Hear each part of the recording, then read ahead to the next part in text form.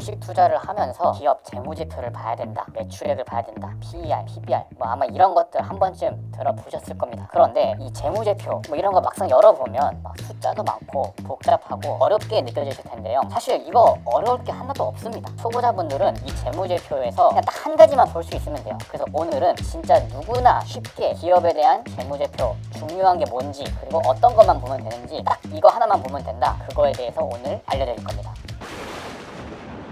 보통 기업에 대한 실적이 1년에 4번 나옵니다. 4분기. 그러면 기업에 대한 실적은 어디서 볼 수가 있냐? 원래 정석은 전자공시 검색을 하면 여기에 보통 기업들이 분기마다 실적 발표를 합니다. 예를 들어서 삼성전자 쭉 내려면 분기보고서가 있죠. 여기를 통해서 이제 기업에 대한 재무제표 이런 것들을 좀 볼 수가 있죠. 하지만 숫자가 너무 많고 어렵습니다. 그러면 어떻게 해야 되냐? 자, 이것보다 훨씬 편리한 사이트가 있고 그 편리한 사이트에서 뭘 봐야 되는지를 제가 알려드릴 거예요. 자, 일단 네이버 화면이니까 일단 여기서 많이 보셔도 됩니다. 여기 증권템만 가셔도 뭐 종목 아무거나 또 여기 눌러볼게요. 현대로템이 있네요. 현대로템 들어가시면 아래에 분기별로 매출액이 얼마고 영업이익이 얼마고 이런 식으로 또 쫙 연도별로 분기별로 실적이 어떤지 한눈에 볼 수 있게 나와 있습니다. 자, 근데 이것도 어렵다. 자, 그러면 여기에서 주가에 가장 영향을 미치는 지표가 뭔지, 어떤 게 가장 주가에 민감하게 반응하는지 그 부분을 잘 봐야겠죠. 네이버 페이증권 여기서 봐도 좋은데 저는 개인적으로 이 사이트를 조금 더 추천합니다. FN가이드라고 검색을 해보세요. 그럼 여기에 FN가이드 상장기업 분석이라는 사이트가 있죠. 이 사이트가 인터페이스가 조금 더 깔끔하고 보기 좋습니다. 자, 아래 보시면 이렇게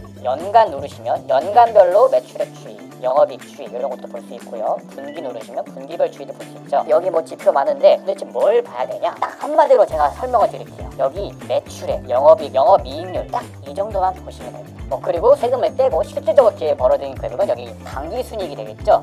그러니까 여기 위에 있을수록 중요한 지표라고 볼 수가 있어요. 자, 그러면 이 매출액이 얼마고 영업이익이 얼마고 알겠는데 이게 대체 뭐 어쩌라는 거냐? 매출이 많이 나오면 보통 좋다고 하죠. 아, 기업이 영업을 잘했네, 장사를 잘했네, 영업이익이 많이 나오면 좋다고 하죠. 보통 우리가 실적 서프라이즈라고 하면 시장이 예상한 매출, 영업이익보다 기업이 영업을 더 잘해서 실적이 더 잘 나왔다, 그런 경우에 실적 서프라이즈라고 하죠. 자, 그런 걸 알기 위해서 이 재무제표 이런 것들을 보는데 그냥 심플하게 정말 주가적인 측면에서 간단하게 초보자들은 이걸 1초 만에 뭘 봐야 되냐? 이 숫자가 늘어나고 있는지 줄어들고 있는지, 그게 핵심입니다. 실적이 잘 나오는 거 안 나오는 거 중요하죠. 그런데 우리는 결국엔 주가가 오를 거냐 내릴 거냐 이거에 관심이 많잖아요. 그러면 뭘 중요하게 봐야 되냐? 매출액이 늘고 있냐, 그 늘고 있는 이유가 뭔지를 우리가 따로 찾아봐야 되는 거고요. 조금 더 디테일하게 보면 영업이익이 늘고 있냐, 매출액이 얼마나 더 많이 가파르게 늘어날 거냐. 그러니까 실적이 잘 나오는 게 아니라 매출이나 영업이익이 늘어나는 기울기,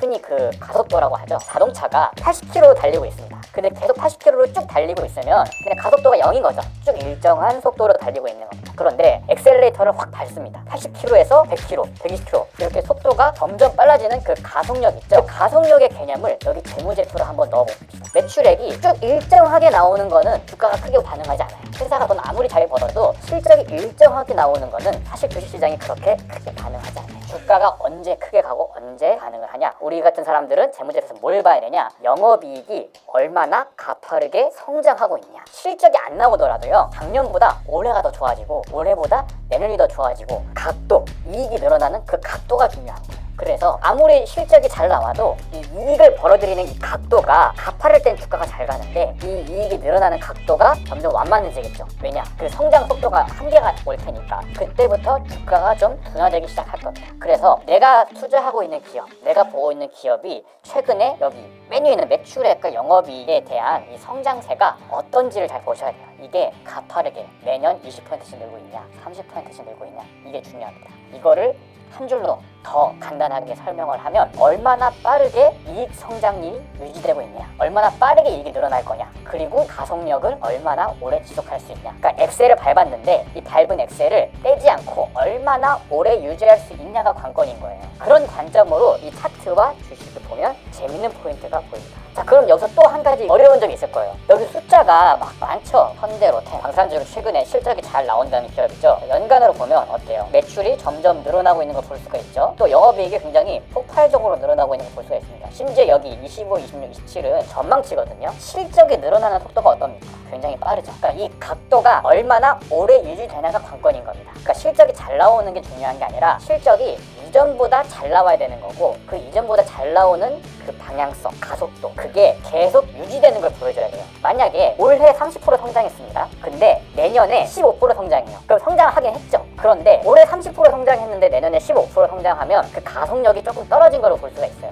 그러면 주가 측면에서 탄력이 조금 떨어질 수 있는 거죠. 그러니까 이 상승 각도가 얼마나 오래 유지되냐가 또 지속력이 더 중요한 거고요. 이 각도가 얼마나 빠르게 급하게 늘어나냐. 회사가 급하게 늘어나면 늘어날수록 주가는 더 강하게 반응하겠죠. 근데 급하게 늘어났는데 이게 급하게 또 이익 성장이 멈춰버리면 주가도 오래 못 가고 빨리 꺾일 거고요. 자, 그럼 그 예시를 제가 오늘 더 쉽게 기억할 수 있도록 차트로 보여드리겠습니다. 키움증권 LCTS를 띄워놨는데요. 이 차트로는 재무제표를 볼 수가 없습니다. 재무적인 그 지표들이랑 차트랑 겹쳐서 볼 수 있는 방법이 하나 있어요. 여기 기능에 재무차트라고 검색을 해보시면요, 여기 0604 재무차트라는 화면이 있습니다.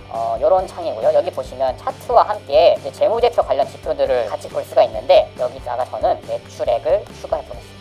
그리고 영업이익은 있죠? 그러면 일단 매출액과 영업이익만 보겠습니다. 그리고 이거를 막대기로 볼 거예요. 막대가 좀 더 잘 보이니까 막대기로. 그리고 이렇게 바꾸면 위에는 매출액, 영업이익, 회사의 매출과 영업이익 추이를 차트로 볼 수가 있죠? 연간으로 한번 볼게요. 자, 쭉 보면 어때요? 최근에 매출액이 늘어나는 이 각도가 보이죠? 상승 각도. 영업이익 늘어나는 이 상승 각도 보이죠?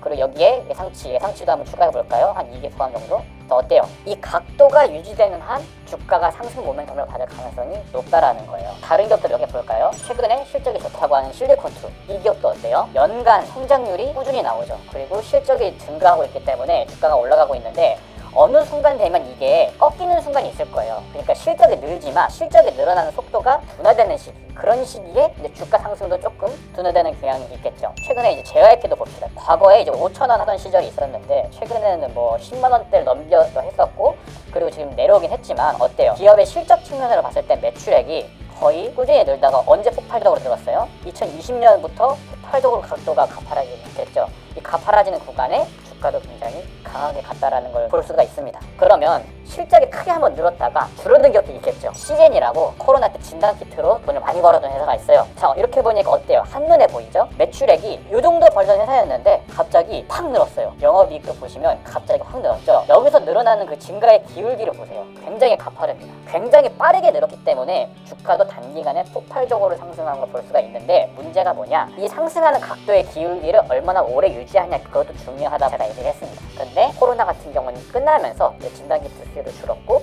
실적이 다시 내려오면서 주가도 내려온 걸 볼 수가 있죠. 이때에 비해서 이제 실적은 잘 나오지만 결국 주가는 이익이 얼마나 빠르게 늘어나냐, 그 빠르게 늘어나는 속도를 얼마나 오래 유지할 수 있냐가 이 장기적인 주가 전망의 포인트가 되는 거고, 우리가 재무제표를 볼 때도 여러 가지 지표가 있지만 진짜 딱 열었을 때 딱 한 가지만 봐야 된다. 매출이 늘고 있냐, 영업이익이 늘고 있냐. 그럼 우리는 거기서 뭘 더 알아봐야 되냐? 그래, 매출액, 영업이익 늘고 있는 거 알겠어. 이게 얼마나 오래 유지될 수 있는 건데, 그 관점으로 뉴스나 리포트나 자료를 찾아보시면 돼요. 뭐 NC소프트 같은 기업들도 보시면, 자, 이 기업도 한때 잘 나갔던 구간들도 있죠. 이런 구간은 어때요? 매출액이 계속 늘어납니다. 영업이익 계속 늘어나죠. 자, 그런데 이 시기부터 주가가 못 가기 시작하죠. 왜 그래요? 영업이익이 계속 늘다가 어느 시점부터 영업이익이 정체가 됐습니다. 그러니까 영업이익이 이때는 꾸준히 그 가속 페달을 밟아가면서 영업이익이 점점 늘어나는 그 가속도가 있었는데, 이때부터 더 늘어나는 걸 못 보여줘요. 그리고 심지어 오히려 감소했습니다. 후진해버린 거죠,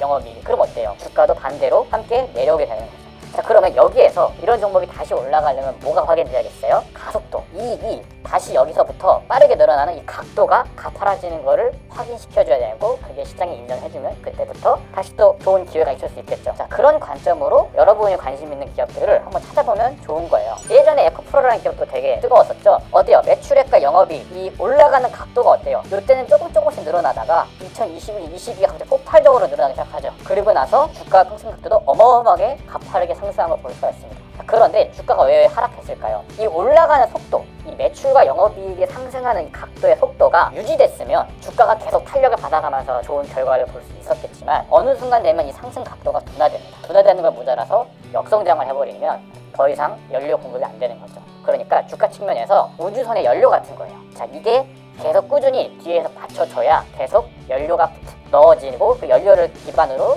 기업이 계속 더 상승할 수 있는 힘을 받을 수 있는 거죠. 뭐 최근에 네이버도 볼까요? 자, 네이버 같은 기업은 어때요? 굉장히 좋죠. 꾸준히 매출이 늘어나고 있습니다. 그리고 영업이익도 중간중간 기복은 있지만 그래도 꾸준히 늘어나고 있어요. 그런데 이 시점부터 이익이 늘어나는 각도가 조금 가파라지기 시작했습니다. 약간 가파라졌다라는 거는 주가 측면에서 가속 페달을 조금 더 강하게 밟기 시작한 거예요. 그럼 우리가 이런 시기에 뭘 관심 가져야겠어요? 이 각도를 이후에도 계속 유지할 수 있을까? 네이버가 지금 이익이 늘어나는 속도가 있는데 이거보다 더 늘어날 수 있을까? 이걸 더 늘어나게 해줄 수 있는 관련 촉매, 정책 이런 것들은 뭐지? 이런 것들을 고려해보면 훨씬 더 쉽겠죠.